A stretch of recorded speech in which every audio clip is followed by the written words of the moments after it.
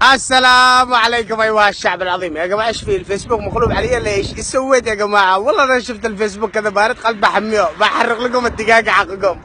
حتى عفاش منزل لي فيديو يقول لي العم ممنوع ادخل صنعاء، اذا كنا ما كنت اروح مصر كانوا يمنعونا من حديقه الحيوانات.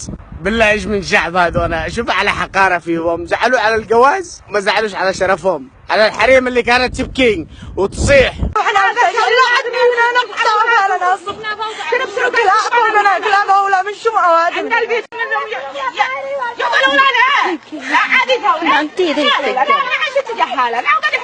ولا على الحريم اللي كانت تنضرب بالشوارع وتقول يا معتصمة.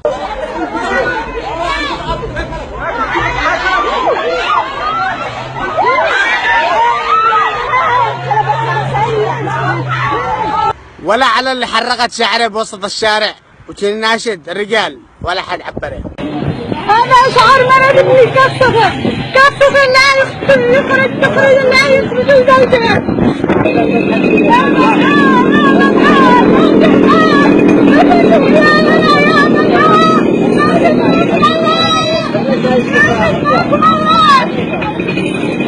حتى ما فيش واحد منزل فيديو يوقف مع خواتهم داخل الشمال، لا جالسين بعد الدقايق زعلوا مني امس. ايش ذا الفيسبوك؟ اقسم بالله الفيديو حقي احسن من حق العسيري، المشاهدات حقه له هناك.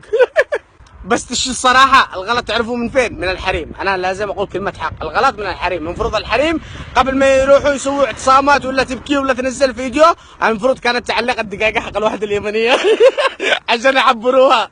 اقسم بالله الشعب سافل، بدل ما يجلس يدور بعد الحريمهم بعد نسائهم اللي لحد اليوم لهم سنتين ما تحرروش، لا جالسين يفسبكوا. والمشكله كل اللي تفسبكوا معاهم جواز يمني ومنهانوا داخل السفارات، طلبه ما حصلوش معاونات لحد الان بسبب الجواز اللي معاهم، اكيد فلسفوا يقول لك لا انت هنت الوطن قدك هين 24 ساعه خلي لي حالي.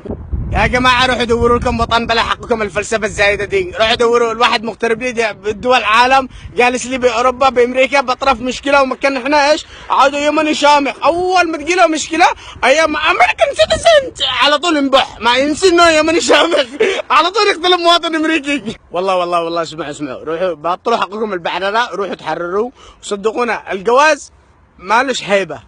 الوطن مش بالجواز، الوطن له هيبته.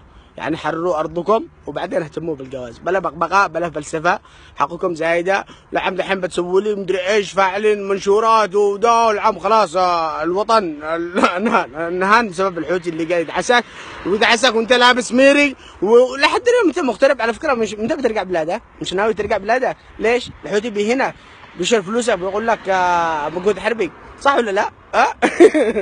جالس تفلسف على الجواز، تنهان داخل بلدك الحوثي بيدعسك فاعل لك نقطة، واحد عمره 7 سنين جالس بالنقطة هنا وانت هميت للجواز. والله كم لكم سنتين دحين ما تحررتهمش، ايش السبب تقولوا؟ في مشكلة المسدسات تكرهها ولا ورا؟ ايش في؟ المسدسات يعني ابو مي جابوا لكم تحالف معاكم مسدسات ابو مي، ايش اللي ناقصكم؟ سنتين مش راضيين تحرروا، ايش نسوي لكم؟ الجواز هذا ما ينفعش، خلاص ارجعوا لجوازكم يا جماعه، الوحده انتهت، قلنا لكم تنزلوا لعدن شلال راح لكم مرتين ولا سويتم حاجه، جلستوا تبقبقوا بالفيسبوك زي ما دحين جالسين تبقبقوا. ايش يعني ايش بس استفيدوا بالبقبقه؟ بقبقتم على شلال ولا الاولى وراح لكم الثانيه، والان جالسين تبقبقوا على الجواز وحقكم مهانين فيه. داخل العالم كامل تنهانوا من بجميع الدول بجميع المطارات. خرج لي كذا قصة اقول لك انت يمني، لا انت شامخ. كيف قد قوية كذا شامخ. اقسم بالله انكم سفل.